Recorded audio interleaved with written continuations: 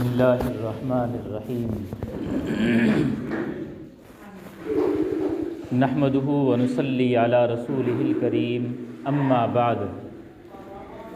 اعوذ باللہ من الشیطان الرجیم بسم اللہ الرحمن الرحیم لقد کان لکم فی رسول اللہ اسوۃ حسنہ صدق اللہ العظیم وقال النبی صلی اللہ علیہ وسلم انما بعثت لأتمم مکارم الاخلاق او کما قال علیہ الصلاۃ والسلام۔ اللہ رب العزت کا احسان اور کرم ہے کہ اللہ تعالیٰ نے ہمیں ایمان کی دولت عطا فرمائی۔ اللہ نے ہمیں اپنے پیغمبر جناب محمد الرسول اللہ صلی اللہ علیہ وسلم کی امت میں پیدا فرمایا۔ قرآن مقدسہ کی جو آیت میں نے تلاوت کی، اللہ تعالیٰ نے فرمایا لقد کان لکم فی رسول اللہ اسوۃ حسنہ، کہ تمہارے لیے رسول اللہ صلی اللہ علیہ وسلم کی ذات میں، رسول اللہ صلی اللہ علیہ وسلم کی زندگی میں ایک اچھا نمونہ ہے۔ نمونہ کہا جاتا ہے جسے انگلش میں سیمپل کہا جاتا ہے، کہ ایک چیز کو دیکھ کر دوسری چیزیں تیار کی جائیں۔ اللہ کے نبی صلی اللہ علیہ وسلم کی مبارک زندگی کو دیکھ کر، اس زندگی کو پڑھ کر سن کر اسی طریقے پر زندگی گزاری جائے۔ اللہ تعالیٰ نے ایمان والوں کو خطاب کر کے فرمایا کہ تمہارے لیے رسول اللہ صلی اللہ علیہ وسلم کی زندگی میں ایک اچھا نمونہ ہے۔ گویا کہ آپ صلی اللہ علیہ وسلم کی زندگی معیار ہے کہ اگر کوئی صحیح زندگی گزارنا چاہے، جو تمام برائیوں سے پاک ہو، معاشرے میں نمایاں ظاہر کرے، ایک دوسرے کے حقوق ادا کرنے والی زندگی ہو، تو اس کو چاہیے کہ وہ رسول اللہ صلی اللہ علیہ وسلم کی زندگی کا مطالعہ کرے، اور جیسی آپ نے زندگی گزاری اسی طریقے پر زندگی گزارے۔ یہ آپ صلی اللہ علیہ وسلم کی زندگی کا اسوہ حسنہ ہونے کا مطلب ہے کہ ایک اچھا نمونہ ہے۔ اگر کسی نمونے کو تیار کیا جائے اور پھر دوسری چیزیں اس کے مطابق تیار نہ ہوں، تو یا تو نمونہ بیکار ہے یا وہ بعد کی چیزیں بیکار ہیں۔ اللہ کے نبی صلی اللہ علیہ وسلم کی زندگی کو اللہ نے نمونہ بتلایا اور اچھا نمونہ بتلایا۔ گویا کہ نمونہ تو اچھا ہے، معیار تو اچھا ہے، لیکن معیار پر اترنے والے جب اس کے مطابق نہ اترے تو وہ اچھے نہیں ہیں۔ اللہ کے نبی صلی اللہ علیہ وسلم کی ذات کیسی عالی شان ہے کہ دنیا میں آپ کے دشمن آپ کی تعریف کرتے ہوں، اور پرانے زمانے میں نہیں یا صرف آج کے زمانے میں نہیں، ہر زمانے کے لوگ آپ صلی اللہ علیہ وسلم کی تعریف بیان کرتے ہیں۔ اس کا مطلب یہ ایسی ذات ہے جس کی تعریف اپنے ہی نہیں غیر بیان کرتے ہیں۔ کسی چیز کی تعریف ایک انسان خود بیان کرے، اس چیز کا وہ وزن نہیں ہوتا، جتنا وزن تب ہوتا ہے جب غیر لوگ اس کی تعریف بیان کریں۔ سامان کو بیچنے والا اپنے سامان کی 1000 تعریفیں بیان کریں، وہ معیار نہیں ہوتا، لیکن اگر خریدنے والا خرید کر اس کی تعریف کرے تو معیار بڑھ جاتا ہے، اور اگر نہ خریدنے والا نہ لینے والا بھی تعریف کرے تو معیار اور زیادہ بڑھ جاتا ہے۔ یہی حال اللہ کے نبی صلی اللہ علیہ وسلم کی مبارک زندگی کا ہے کہ اپنے بیان کر رہے ہیں، اچھی بات ہے چونکہ انہیں آپ صلی اللہ علیہ وسلم سے محبت ہے۔ ایسے لوگ بیان کریں جو آپ پر ایمان ہی نہیں رکھتے، اور 1-2 مرتبہ نہیں، 1000 بار بیان کریں اور 1000 طرح کے لوگ بیان کریں، تو پھر معلوم ہوتا ہے کہ وہ ایسی ذات تھی کہ اپنے ہی نہیں غیر بھی آپ کی تعریف کیا کرتے تھے۔ یہ حسنہ اور اچھا ہونے کی دلیل ہے۔ اسی کو اللہ نے کہا کہ آپ صلی اللہ علیہ وسلم کی زندگی میں تمہارے لیے بہت اچھا نمونہ ہے۔ کیسا نمونہ؟ اللہ کے نبی صلی اللہ علیہ وسلم کی زندگی بچپن سے لے کر تقریباً 53 سال عمر ہونے تک یہ مکہ المکرمہ میں گزری، جس میں 40 سالہ زندگی نبی بننے سے پہلے کی ہے، اور 40 سال سے لے کر 53 سال تک یہ نبوت عطا ہونے کے بعد ہے۔ یہ پوری زندگی مکہ المکرمہ میں گزری۔ یہ زندگی ایسی تھی بچپن سے لے کر جوانی تک، اس میں انگلی رکھنے کے برابر بھی کوئی ایسی چیز نہیں ملتی کہ نعوذ باللہ ثم نعوذ باللہ اس پر انگلی اٹھائی جا سکے۔ آپ صلی اللہ علیہ وسلم کا بچپن ہی اگر دیکھا جائے تو اتنا صاف ستھرا ہے کہ آپ صلی اللہ علیہ وسلم نے کبھی کسی کو گالی نہیں دی، گالی دینے والوں کے پاس نہیں بیٹھے۔ جس معاشرے میں چھوٹے چھوٹے بچے شراب نوشی کرتے تھے، شراب پیا کرتے تھے، آپ شراب سے خود نفرت کرتے ہیں۔ جس زمانے میں بچے بتوں کی پوجا کرتے تھے، چونکہ بڑے چھوٹے اس چیز کے عادی تھے، آپ صلی اللہ علیہ وسلم ان سے دور رہے۔ جس زمانے میں بڑوں کی کیا،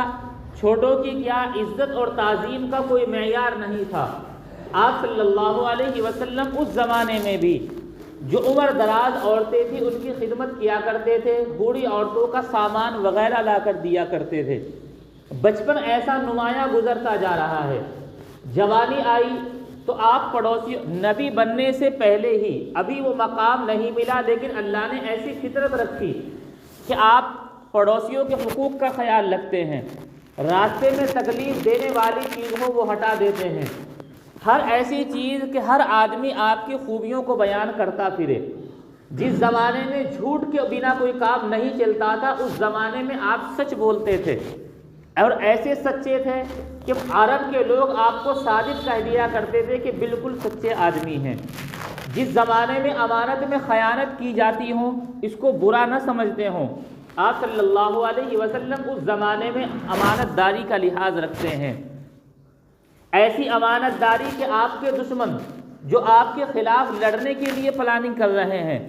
لیکن اپنی امانتیں اگر رکھتے ہیں تو آپ صلی اللہ علیہ وسلم کے پاس رکھتے ہیں۔ ایک طرف وہ جان کے دشمن ہیں، دوسری طرف اندر سے دل انہیں مجبور کرتا ہے کہ اگر تمہارے حقوق کی کوئی لحاظ اور پاسداری کر سکتا ہے تو وہ جناب محمد الرسول اللہ صلی اللہ علیہ وسلم ہیں۔ اور آپ کی عمر بڑھتی گئی، نبی بننے کے بعد آپ نے ہجرت بھی کر لی۔ ایک مرتبہ ابو جہل، ہجرت سے قبل ابو جہل کا سامنا ہوا، آپ نے ابو جہل سے کہا کہ اے عمر بن ہشام، یہ ابو جہل کا اصل نام تھا، ابو الحکم اس کی کنیت تھی، اے عمر بن ہشام کیا ابھی بھی تمہارا ایمان لانے کا وقت نہیں آیا؟ اس نے ایک مرتبہ بڑے پیار سے یہ بات کہی کہ محمد جو تم کہتے ہو میں اسے غلط نہیں کہتا، میں برا بھی نہیں سمجھتا چونکہ تم ٹھیک بولتے ہو،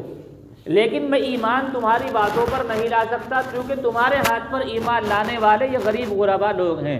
اور میں مکے کا سردار ہوں، مجھے ان کے ساتھ بیٹھنا پڑے گا، میں ایمان اس لیے نہیں لاتا۔ وہ ایسا سخت دشمن تھا کہ تاریخ میں جب آپ صلی اللہ علیہ وسلم کے دشمنوں کی فہرست آتی ہے تو ان دشمنوں میں سر فہرست سب سے اوپر یہ ابو جہل ہوتا ہے، لیکن یہ بھی آپ کو کہتا ہے کہ میں تمہیں برا نہیں سمجھتا، تمہاری باتوں کو برا نہیں مانتا، لیکن یہ دوسری چیزیں ہیں جن کی وجہ سے میں ایمان نہیں لاتا، اس وجہ سے دشمن ہوں، وہ میری سرداری خطرے میں پڑ جائے گی۔ وہ ایسا دشمن آپ کو برا نہیں کہتا۔ ابو سفیان جو بعد میں ایمان لائے لیکن ابو جہل کے بعد تمام جنگوں میں کافروں کی طرف سے سردار بنے رہے، جب اللہ کے نبی صلی اللہ علیہ وسلم کے بارے میں حبشہ کے بادشاہ نے ابو سفیان سے معلوم کیا کیا محمد جھوٹ بولتے ہیں، معاملات میں کیسے ہیں، حالانکہ وہ چاہتا جھوٹ کچھ بھی کہہ دیتا کیونکہ وہ بادشاہ بھی اتنا نہیں جانتا تھا، لیکن وہاں بھی مجبور ہوئے ابو سفیان کہ انہوں نے سچ کہا کہ محمد صلی اللہ علیہ، قسم کھا کر کہا کہ خدا کی قسم محمد صلی اللہ علیہ وسلم جھوٹے نہیں ہیں۔ آپ کے وہی دشمن جو آپ کی دشمنی پر تلے ہوئے ہیں، آپ کے صحابہ جو حبشہ چلے گئے تھے ان کو لینے کے لیے بھی گئے، سب کچھ ہوا لیکن آپ صلی اللہ علیہ وسلم کی برائی بیان نہیں کی، چونکہ انگلی رکھنے کے برابر ایسی کوئی بات نہیں تھی کہ غیر آدمی اس پر انگلی اٹھا کر یہ کہے کہ ہاں برائی موجود تھی۔ اور زمانے بیتتے گئے، دنیا میں ہر طرح کے لوگ آتے گئے، لیکن کسی نے بھی غیروں نے کسی نے آپ صلی اللہ علیہ وسلم کے متعلق کوئی ایسی بات بیان نہیں کی جس کو ٹھوس ثبوت طریقے پر وہ کہہ دے کہ یہ غلطی، یہ انگلی رکھنے کے برابر برائی تھی۔ حتیٰ کہ عیسائی مذہب اسلام اور غیر مذہب، سب سے پہلا فرق جاننے کی بات یہ ہے جب ہم ایمان لاتے ہیں تو ہمیں قرآن کریم تعلیم دیتی ہے لا نفرق بین احد منہم، کہ ہم تمام نبیوں پر، تمام رسولوں پر ایمان لاتے ہیں، اور اس طریقے پر ایمان لاتے ہیں کہ ہم رسولوں کے درمیان تفریق اور فرق نہیں کرتے۔ ہم یہ نہیں کہتے کہ ان رسولوں پر تو ایمان ہے، ان پر ایمان نہیں۔ اگر بعض رسولوں کا انکار کر دے تو ایمان قائم نہیں رہتا، کیونکہ قرآن کہتا ہے لا نفرق بین احد منہم، جب ایمان لایا جائے تو ایسا ایمان ہو کہ رسولوں میں فرق نہ ہو۔ اور دوسرے مذہب والے، اگر آپ آج بھی دیکھیں، عیسائی اس وقت تک عیسائی نہیں ہو سکتا جب تک وہ حضرت موسیٰ کی مخالفت نہ کر دے، یہودی اس وقت تک یہودی نہیں ہو سکتا جب تک وہ حضرت موسیٰ کے علاوہ اور رسولوں کی مخالفت نہ کر دے۔ جب دوسروں کی مخالفت کرے گا جب وہ اس مذہب کا بنے گا۔ لیکن مذہب اسلام کی سچائی یہ ہے کہ مسلمان جب مسلمان ہوگا جب وہ اللہ کے رسول صلی اللہ علیہ وسلم کو ماننے کے ساتھ ساتھ تمام رسولوں پر بھی ایمان رکھے کہ وہ اللہ کے بھیجے ہوئے پیغمبر تھے۔ اگر مسلمان کسی رسول کی تعریف کرتا ہو تو وہ تو اس کے ایمان کا حصہ ہے، لیکن دوسرے مذہب والے جو اور رسولوں کا انکار کریں، اسی بیس پر ان کا ایمان رہتا ہو، وہ اگر آپ صلی اللہ علیہ وسلم کی تعریف کریں تو یہ بہت بڑی بات ہو جاتی ہے۔ ایک عیسائی مورخ ہے مائیکل ہارٹ، اس نے کتاب لکھی The 100، جس کا اردو ترجمہ بھی بازار میں ملتا ہے، 100 بڑی شخصیتیں۔ یہ بہت بڑا مورخ تھا، رائٹر تھا، ہسٹری کا مطالعہ زبردست تھا۔ اس نے جتنی ہسٹری دنیا کے بننے سے لے کر جب تک یہ تھا اس نے مطالعہ کیا، اس پوری ہسٹری میں اس نے 100 لوگوں کو چھانٹا، ان 100 لوگوں کے متعلق ایک کتاب لکھی، ان کے حالات زندگی لکھے، اور ان تمام لوگوں میں سب سے پہلے اللہ کے نبی صلی اللہ علیہ وسلم کے بارے میں لکھا۔ اور یہ خود بیان کرتا ہے کہ میں مذہباً اس بات کا قائل نہیں ہوں کہ میں محمد الرسول اللہ پر ایمان رکھتا ہوں، میں ایمان نہیں رکھتا، میں تو اب عیسائی ہوں، میں چاہتا تو حضرت عیسیٰ کا پہلے لکھتا، لیکن میں محمد الرسول اللہ کے بارے میں سب سے پہلے لکھتا ہوں۔ اس کی وجہ بیان کرتا ہے، جب لوگوں نے معلوم کی کہ میں نے جس زندگی کے جس شعبے کو بھی پڑھا، زندگی کے جس حصے میں داخل ہوا پڑھتے ہوئے، تو میں نے اس شعبے میں رسول اللہ صلی اللہ علیہ وسلم کو پایا۔ بچپنا پڑھا تو سب سے اچھا بچپنا محمد الرسول اللہ کا، جوانی پڑھی تو سب سے پاک دامن جوانی آپ صلی اللہ علیہ وسلم کی، اپنوں کے ساتھ کیا معاملات ہوں، غیروں کے ساتھ کیا معاملے ہوں، وہ آپ صلی اللہ علیہ وسلم سے اچھے کسی کے نہیں پڑے۔ حتیٰ کہ گھریلو زندگی جتنی اچھی آپ نے گزاری کہ ایک ساتھ 9 بیویاں آپ کے نکاح میں رہی، باندیاں بھی رہیں، لیکن آپ کے جیسا انصاف کرنے والا میں نے پوری ہسٹری تاریخ میں کسی کو نہیں پڑھا۔ تو میں مجبور ہوا اپنے انصاف کے مطابق لکھنے پر کہ جو آدمی زندگی کے ہر شعبے کو اتنا صاف و شفاف ہو، ہر شعبہ اتنا اچھا ہو، تو سب سے پہلے میں اپنی کتاب کو اسی آدمی کے نام سے زینت بخشوں گا۔ یہ آپ صلی اللہ علیہ وسلم پر ایمان نہیں رکھتا، ایمان کے اعتبار سے انکار کرتا ہے، لیکن تاریخ میں اچھی شخصیت اگر بیان کرتا ہے تو آپ صلی اللہ علیہ وسلم کو بیان کرتا ہے۔ یہی شخص ہے، اور اس تاریخ میں آپ کی صفتوں میں کسی معجزے کا ذکر نہیں کرتا، کیونکہ معجزے کا تعلق ایمان سے ہے، یہ اس معجزے کا ذکر نہیں کرتا، یہ ایک عام زندگی بیان کرتا ہے جو بحیثیت انسان کے آپ صلی اللہ علیہ وسلم نے گزاری۔ جس آپ صلی اللہ علیہ وسلم کی اس زندگی کا اعتراف اگر ایک غیر آدمی کرتا ہے تو اس کا مطلب یہ ہے وہ اتنی صاف اور ستھری زندگی تھی، اس میں کوئی برائی کہیں سے کہیں تک نہیں تھی، جبھی تو آپ کا دشمن سب سے پہلے آپ صلی اللہ علیہ وسلم کی زندگی کو بیان کرتا ہے۔ اسی کو قرآن کہتا ہے لَقَدْ كَانَ لَكُمْ فِي رَسُولِ اللَّهِ أُسْوَةٌ حَسَنَةٌ، کہ اللہ کے نبی صلی اللہ علیہ وسلم کی مبارک زندگی میں تمہارے لیے بہترین نمونہ ہے کہ اس نمونے کے مطابق اپنی زندگی گزاری جائے۔ اتر پردیش میں پرانے زمانے میں ایک بہت بڑی سیرت النبی کانفرنس ہوئی، اس وقت اتر پردیش میں گورنر غیر مسلم ہی تھے۔ اس کانفرنس کے چیف گیسٹ وہاں کے گورنر کو بنایا گیا کہ ہماری اس کانفرنس کے جو چیف گیسٹ اور مہمان خصوصی ہوں گے وہ اتر پردیش حکومت کے وہ گورنر ہوں گے۔ بہرحال اس کانفرنس کا وقت آیا، کانفرنس شروع ہوئی، لیکن وہ گورنر اس میں نہ پہنچ سکے۔ انہوں نے اپنا ایک قاصد بھیجا اور اپنی کچھ تحریر جو وہ خود بیان کرتے وہ لکھ کر اسے دی۔ قاصد کو بلایا گیا، قاصد نے مائک پر کھڑے ہو کر جو ان کی تحریر شروع کی وہ کچھ اس طرح تھی۔ ان کا نام ذکر کرنے کے بعد پھر لکھا کہ میری دلی تمنا تھی کہ مجھے ایک ایسے پروگرام کے لیے انوائٹ کیا گیا کہ جس میں دنیا کی ایک عظیم شخصیت کی زندگی بیان ہوگی۔ میں اپنے آپ کو سب سے بڑا خوش نصیب سمجھ رہا تھا، لیکن حکومت کے کچھ کاموں کے تقاضوں کی بنا پر میں اس وقت حاضر نہیں ہو سکا، اس لیے میرے دل میں جو جذبات تھے انہیں بیان کرنے کے لیے میں نے اپنا قاصد بھیجا ہے تاکہ وہ آپ کے سامنے میری دل کی بات بیان کر دے۔ پھر آگے وہ بات بیان کی، اس نے کہا کہ میں نے بھی خود محمد رسول اللہ کی زندگی کو پڑھا ہے، میں نے ایسا کامل اور مکمل شخص دنیا میں کسی کو نہیں دیکھا جیسے محمد الرسول اللہ تھے۔ آپ کی زندگی میں نے کوئی بھی حصہ شعبہ ایسا نہیں پڑھا جس میں انگلی رکھنے کے برابر اتنی گنجائش ہو کہ آدمی انگلی رکھ کر یہ کہہ دے کہ یہاں یہ کمی رہ گئی۔ غیر آدمی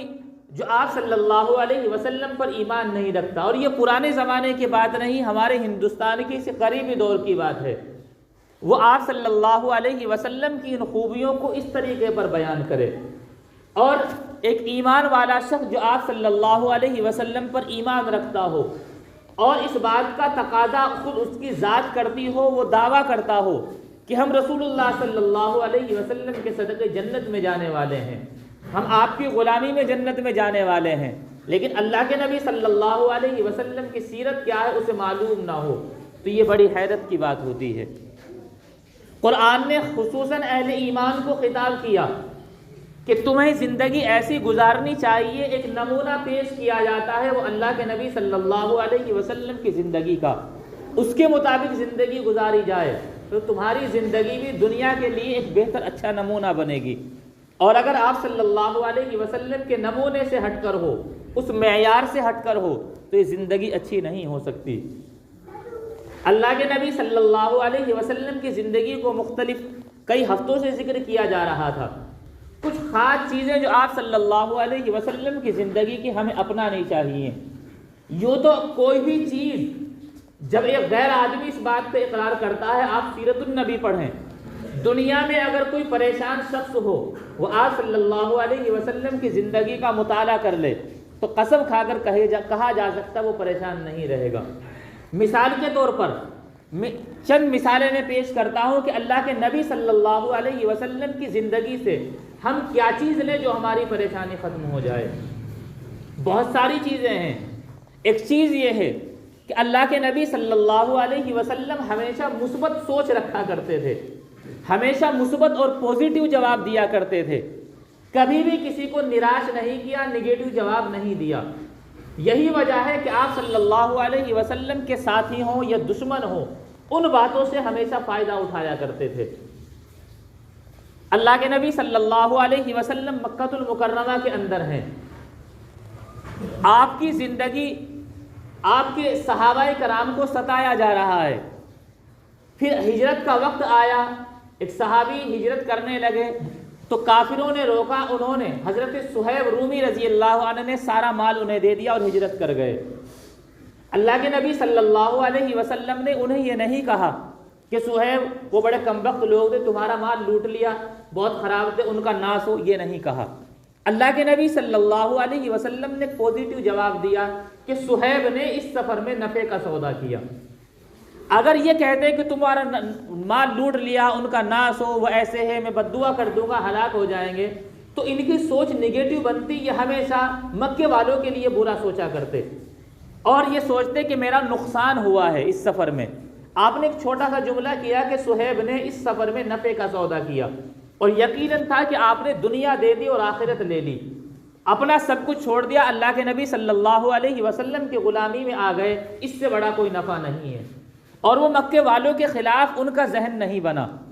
یہی وجہ ہے کہ دشمنی مکے والوں کے ان کے دلوں میں نہیں آئی۔ جب یہ لوگ غزوہ بدر کے موقع پر مکے کے لوگ قید ہو کر آئے، اللہ کے نبی صلی اللہ علیہ وسلم نے حسن سلوک کیا تو ان تمام صحابہ کرام نے بھی حسن سلوک کیا، حالانکہ یہی لوگ مکے والے تھے، کہ جاتے ہوئے ان کا مال لوٹ رہے تھے، انہیں ستا رہے تھے، اور جب مدینے میں قید ہوئے ہیں 70 آدمی تو اللہ کے نبی صلی اللہ علیہ وسلم اور آپ کے صحابہ ان کے ساتھ حسن سلوک کرتے ہیں۔ وجہ یہ تھی کہ آپ صلی اللہ علیہ وسلم نے ایک پوزیٹیو جواب دے کر ان کی ذہن سازی کی کہ ہمیں غلط نہیں سوچنا چاہیے، مثبت سوچنا چاہیے۔ حضرت ابوبکر صدیق رضی اللہ عنہ ہجرت کے سفر میں آپ کے ساتھ ہیں اور کافر غار کے منہ پر ہیں اور قریب تھا وہ دیکھ لے تھے۔ حضرت ابوبکر گھبرا کر کہتے ہیں کہ اللہ کے نبی صلی اللہ علیہ وسلم اگر انہوں نے اپنے پاؤں کی طرف نظر کر لی تو یہ ہمیں دیکھ لیں گے، ہم گرفت میں آ جائیں گے۔ آپ صلی اللہ علیہ وسلم نے دھمکایا نہیں، نگیٹو جواب دے کر یہ نہیں کہا کہ چپ بیٹھ جاؤ، جو تم پکڑواؤ گے بھی، تم ایسا کرو، یہ نہیں کہا۔ ایک پوزیٹیو جواب دے کر ذہن سازی کی، لا تحزن ان اللہ معنا، کہ گھبراؤ نہیں، ہمارے ساتھ اللہ ہے۔ یہ ایسا جواب تھا، اس سے اللہ پر ایمان اور یقین بھی مضبوط ہوتا ہے۔ اس سے یہ بھی سمجھ میں آتا ہے کہ مشکلوں میں اللہ تمہارے کام آتا ہے، کوئی چیز کام نہیں آتی۔ اس سے یہ بھی سبق ملتا ہے کہ کسی بھی مصیبت میں پھنس جاؤ، وہاں گھبراہٹ نہیں، اگلا راستہ سوچنا چاہیے، اگلا سہارا دیکھنا چاہیے، وہ اللہ تبارک و تعالیٰ کی ذات ہے۔ اللہ کے نبی صلی اللہ علیہ وسلم نے ایسا ہی کیا۔ آپ صلی اللہ علیہ وسلم مکہ المکرمہ کے اندر ہیں۔ ایک دن بیت اللہ میں جانے کے لیے حضرت عثمان بن مظعون ان کو بلوایا اور بیت اللہ کی چابی مانگی۔ انہوں نے منع کر دیا کہ میں تمہیں چابی نہیں دوں گا، کوئی اور آئے طواف کر لے میں چابی دے دوں گا، تمہیں چابی نہیں دی جائے گی۔ اللہ کے نبی صلی اللہ علیہ وسلم نے برا رویہ نہیں اپنایا، یہ نہیں کہا تم نے انسلٹ کر دی، تم وقت کے نبی کے ساتھ ایسا کرتے ہو، تمہارا ناس، کچھ نہیں کہا۔ اللہ کے نبی صلی اللہ علیہ وسلم نے یہ کہا کہ عثمان، وہ کیسا وقت ہوگا جب بیت اللہ کی چابی میرے ہاتھ میں ہوگی اور مجھے اختیار ہوگا میں جسے چاہوں دے دوں، وہ کیسا وقت ہوگا۔ انہوں نے کہا دیکھی جائے گی۔ جب مکہ المکرمہ فتح ہوا، بیت اللہ کی چابی آپ صلی اللہ علیہ وسلم کے ہاتھ میں آئی، آپ صلی اللہ علیہ وسلم نے حضرت عثمان بن مظعون کو بلوایا، لان تان نہیں کیا کہ دیکھو آج میرے ہاتھ میں چابی ہے، آج یہ ہے، آج ایسا ہے، کوئی بات نہیں کہی، بلکہ بلا کر یہ کہا کہ عثمان وہ وقت یاد کرو جب میں نے چابی مانگی تھی، آج اللہ نے اپنا وعدہ سچ کیا، میرے ہاتھ میں وہ چابی آ گئی۔ اور یہ کہنے کے بعد کہا آج سے یہ چابی میں تمہارے حوالے کرتا ہوں۔ چابی بھی انہی کے حوالے کر دی اور یہ فرمایا یہ چابی ہمیشہ تمہارے خاندان میں رہے گی، اور وہ شخص بڑا ظالم ہوگا جو چابی تمہارے خاندان سے لے گا۔ ایک وقت وہ ہے کہ حضرت عثمان بن مظعون وہ چابی نہیں دیتے، بیت اللہ میں داخل ہونے نہیں دیتے۔ ایک وقت وہ ہے کہ آپ صلی اللہ علیہ وسلم کو پورا حق ہے، آپ چاہتے تو حضرت ابوبکر کو دیتے، حضرت عمر کو دیتے، لیکن انہی کو بلوایا، اللہ کا وہ وعدہ یاد دلوایا، اور یاد دلوانے کے بعد حسن سلوک یہ کیا کہ چابی انہی کو دے دی۔ آج ہمارا حال یہ ہے کہ ہم اکثر چیزوں میں نگیٹو سوچتے ہیں۔ بیمار کی مزاج پرسی کے لیے جائیں تو وہاں نگیٹو، کسی آدمی کا نقصان ہو جائے تو وہاں اسے نگیٹو جواب دیں گے کہ بڑا نقصان ہو گیا، اس کا ناس ہو۔ پوزیٹیو اللہ کے نبی صلی اللہ علیہ وسلم نے سوچ بنائی۔ مثبت سوچنے والا ہمیشہ بہتر سوچتا ہے اور منفی سوچ رکھنے والا غلط سوچتا ہے۔ اللہ کے نبی صلی اللہ علیہ وسلم کی زندگی کا یہ چھوٹا سا سبق کہ ہمیشہ مثبت سوچ اپنانی چاہیے، یہ ہمیں بہت سارے سبق دیتا ہے۔ اللہ کے نبی صلی اللہ علیہ وسلم ایسے معاف کرنے والے تھے کہ جنہیں معاف کر دیا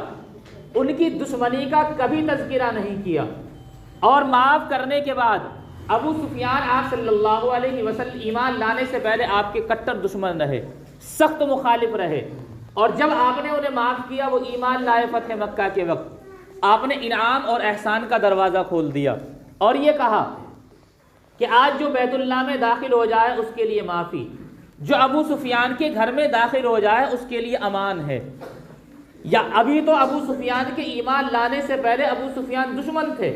ہر جنگ میں دشمنوں کی طرف سے سردار بن کر آیا کرتے تھے، اور یہ ہے کہ ایمان لائے، آپ صلی اللہ علیہ وسلم نے معاف کیا تو مکے والوں کے سامنے اعلان بھی کر دیا کہ اتنا بڑا معاف کرنے والا اللہ نے مجھے بنایا، میں حسن سلوک بھی ان کے ساتھ یہ کرتا ہوں، ان کے گھر میں بھی جو چلا جائے اس کے لیے امان ہے۔ ہمارا حال یہ اگر کسی کو معاف کر دیا تو پھر بھی اس کے اوپر تانے کسے جاتے ہیں، کہہ دیا جاتا ہے کہ ان میں میل جول کرا دیا جائے، تو کہتے تھے ہاں میل جول کر لیا، بات چیت کر لی، لیکن میں اس کے گھر کا کھاؤں گا نہیں۔ یہ معافی نہیں ہے۔ معافی تو وہ ہے جو اللہ کے نبی صلی اللہ علیہ وسلم نے کی، کہ معاف کرنے کے بعد الٹا ان کے اوپر احسان کیا، الٹا حسن سلوک کیا، یہ اصل معافی ہے۔ یہ معافی نہیں ہے کہ زبان سے معاف کر دیا اور دل کے اندر وہ چیز موجود رہے۔ چونکہ ہم نگیٹو سوچتے ہیں، اللہ کے نبی صلی اللہ علیہ وسلم نے مثبت سوچ بنائی، پازیٹیو سوچ بنائی۔ اللہ تبارک و تعالی ہم سب کو اپنے نبی صلی اللہ علیہ وسلم کی سیرت اپنانے کی توفیق عطا فرمائے۔ وآخر دعوانا الحمد للہ رب العالمین۔